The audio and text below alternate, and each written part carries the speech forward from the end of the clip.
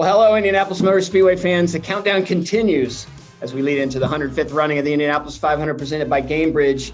We are 75 days away from the Indianapolis 500. I'm pretty excited about it. We continue to be encouraged by the way things are going here as it relates to the virus. People are getting vaccines. The numbers are coming down. We just continue to ask everybody to be safe, keep that spirit going, because we can't wait to host fans here at the Indianapolis 500 in 75 days. You know, one of the most important things about race day is what happens when the race ends. Obviously, the winner gets to cross that yard of bricks, but what they're looking forward to the most when they pull down pit lane and they're going to come in is getting out of that car and getting a cold glass of milk. You know, it's something that's been going on since 1936 at the Indianapolis Motor Speedway, and it really has become a symbol of victory, not just here at the Speedway, but around the world. It is one of those unique things that happens at the Speedway, and it really has a really good connection beyond the Speedway's walls. It connects to farmers all around the country, but specifically here in Indiana. And today I get to be joined by Andrew, who knows what it's like, because in 2019 he got to spend time in Victory Lane helping deliver that milk, and Jill, who 2020 wasn't exactly the year you expected, but we're going to try to get in 2021 so you can experience it. But Jill and Andrew, thanks for joining us. I'll start with you, Andrew. 2019, you and I got a chance to come up and visit the farm. We spent some time together, and then just watching you in Victory Lane, since I got to know you, it was an awful lot of fun. What were some of your memories of 2019, standing there in Victory Lane and getting to pass out that bottle of milk? Were you sure you chose the right one? Because I know we have a several what the drivers select. Yes, I mean, thank you for having me. It gives me chills thinking about it. You know, 2019, it went so fast on me being able to be the milkman. You know, just to be able to represent dairy farms all over not only Indiana, but all over the country and all over the world, and showcase what they do on a daily basis, and just to be able to be part of that tradition where I get to guard that milk throughout the day and just be ready to hand that out to the winning driver in victory circle, and just to see the sheer, experience and the passion that driver shows when they get that bottle of milk and what that means to them. So just being part of tradition absolutely gives me chills, and I was truly honored to be able to represent not only my family but all dairy farmers across the country and the world. So Jill, the torch got passed to you. Weird year in 2020. We're hoping 2021's differently. Any thoughts that you have as it relates to victory celebration and that glass of milk? You know, carrying out this tradition over the 2020 year with COVID was so humbling that the Indianapolis Speedway and the Indy 500 race carried on that milk tradition, and to be able to see the excitement, even though it was so different this year, but to carry along that tradition of handing out the milk. And he grabbed that glass from my hand, and knowing that the dairy farmers worked so hard to bring a winner the milk, it was amazing. And I look forward to having a different experience this year and being as excited to hand out that milk and that carry on that tradition.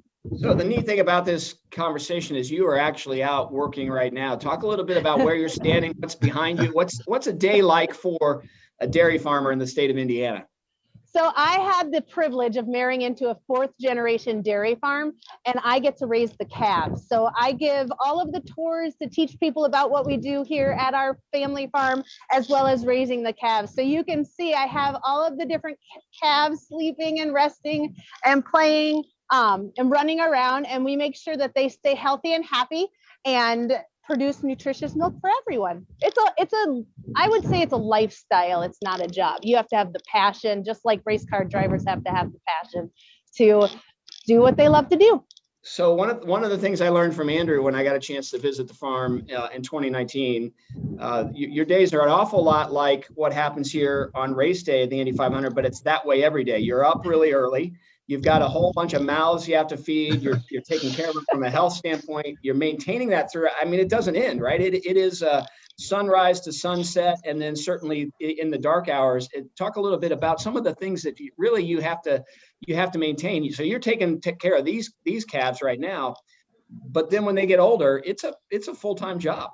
It's a 24/7 job. And we have lots of family members. We have 14 family members that work together as a team to make sure that we care for these animals, care for the environment. We actually, at our farm, we make electricity with the manure to help create green energy for 1,000 houses an hour in our town. And it's just constant hard work and effort to work together as a family to make sure we produce the nutritious milk to bring it to the winner's circle, because winners drink milk.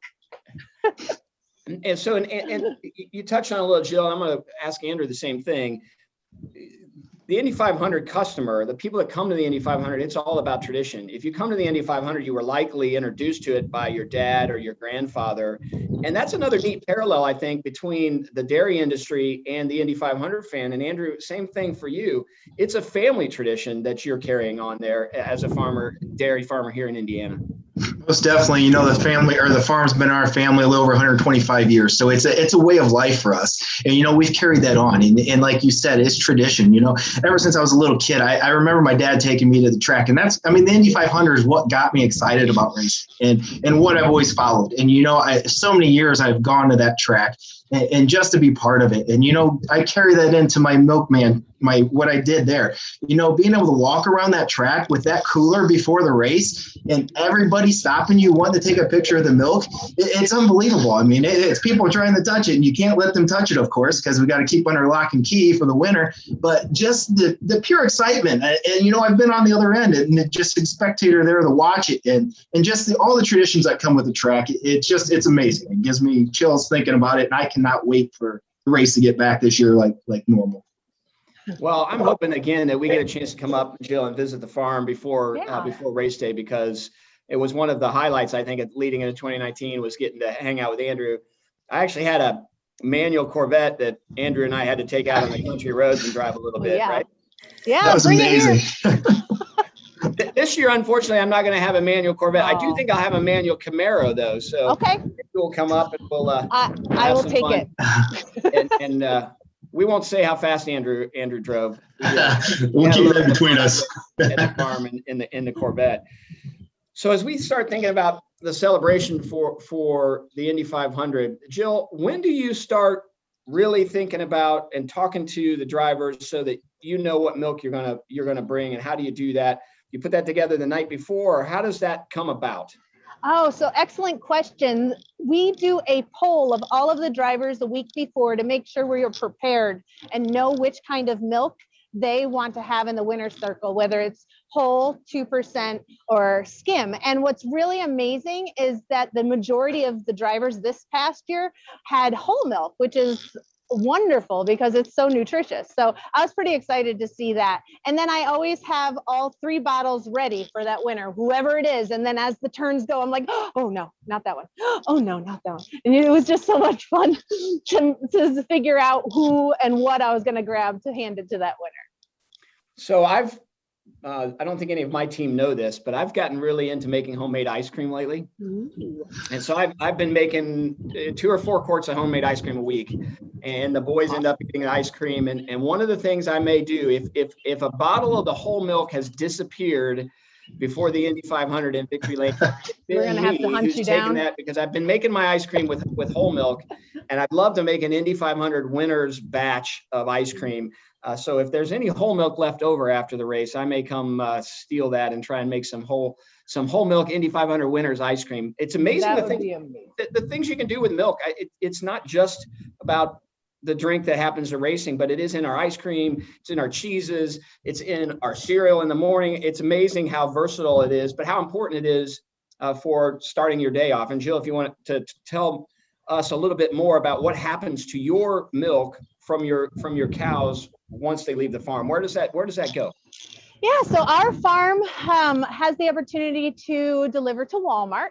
So our milk is in the 5 different states around Indiana, as well as in Indiana. But what's amazing about milk in general is that from cow to table, I'm getting all confused. I'm getting so excited. Okay. So what's amazing about milk is from cow to shelf at the store, it's 48 hours. It's the freshest product you can have. And it's just so important to know that farmers work hard to produce the milk at the farm, and then it's the pasteurizing plants that put it into the bottles and make it sure that it is nutritious and safe to be on the shelves. So I think that's just really important to always know that there's multiple steps and different ways we check our milk to make sure it's as wholesome and healthy as possible. I didn't realize that the time frame, and maybe Andrew, you might have told me this and I've forgotten. I didn't realize the time frame from the cow to the shelf was that short, and the process that you'd have to go through to get there. Andrew, same situation for you in the farm. Where does the milk go that you all are producing?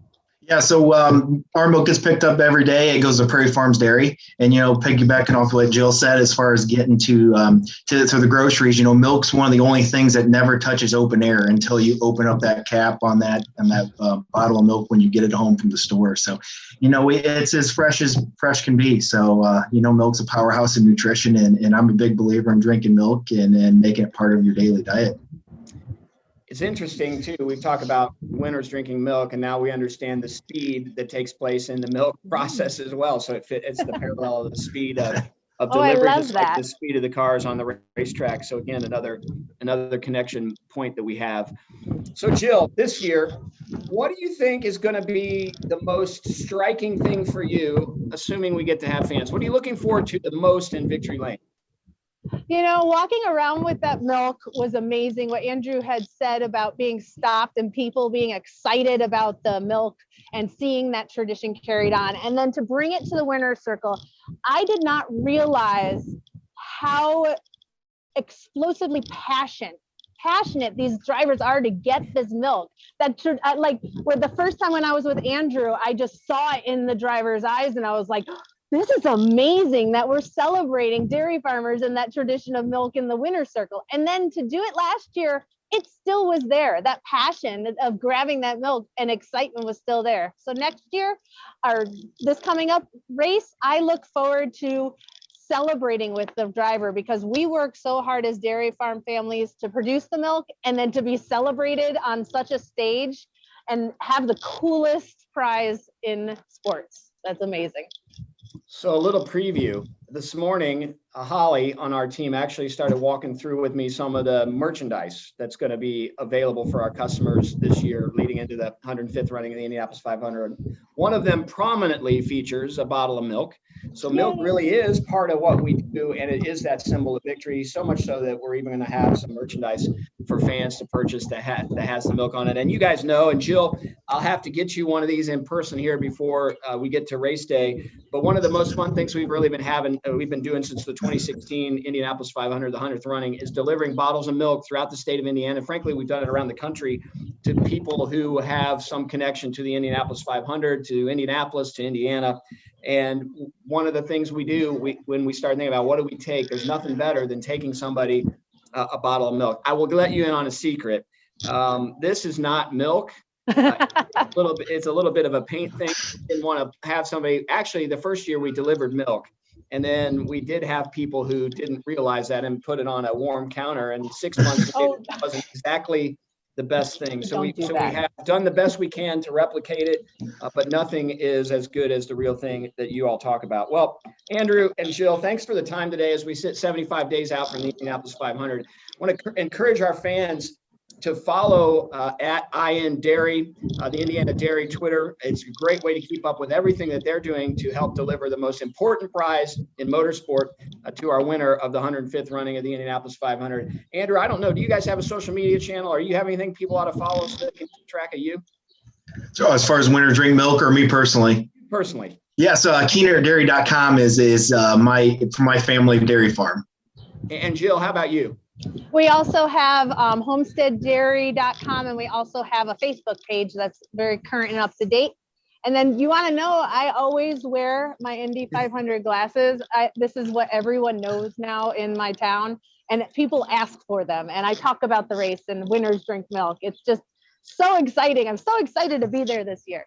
Well, you have big shoes to fill in Andrew's passion, and obviously you've got that. So that's fantastic. But fans, seriously, if you're looking for a unique way to get a behind the scenes look at what race day looks like, follow both of these guys, because they will be getting everything prepared for whoever pulls in Victory Lane to get a chance to drink that glass of milk in Victory Lane and celebrate winning the Indianapolis 500. So there's a lot of cool stuff that you can see, especially in May, as they're preparing to give away this amazing gift. So fans, thanks so much for following us. Make sure you drink your milk. Follow the Indiana Dairy Association. They do great work alongside the Indianapolis Motor Speedway. And always remember, winners drink milk. We look forward to seeing you here at the Speedway in just 75 days.